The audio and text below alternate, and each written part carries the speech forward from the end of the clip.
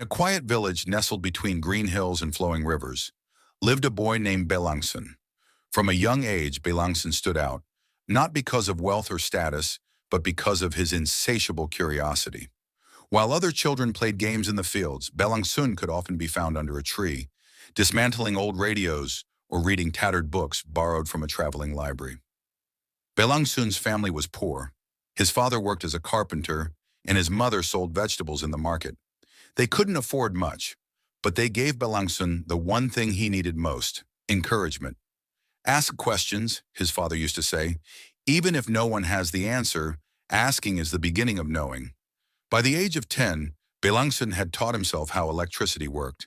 He built a small windmill from scrap parts to power a light bulb in his room.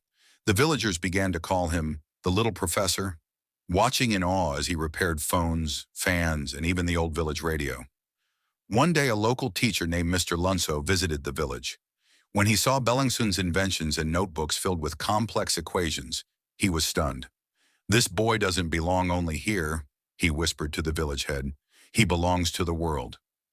With Mr. Lunso's help, Belangsun earned a scholarship to a prestigious school in the city. It was not easy. The city was fast, the students wealthier, and the lessons more advanced. Belangsun struggled at first, but he remembered his father's words and kept asking questions. Years passed. Belangsun won science fairs, published papers, and eventually earned a place at one of the world's top universities. He never forgot his roots. On his graduation day, he said, "It was not knowledge alone that brought me here, but belief, the belief my parents and my village had in a curious boy."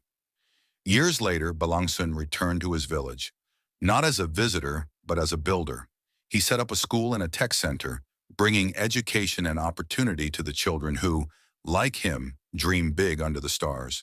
And thus, the brilliant boy became the guiding light for many others, proving that brilliance is not born in privilege, but in passion, perseverance, and the courage to ask, why not?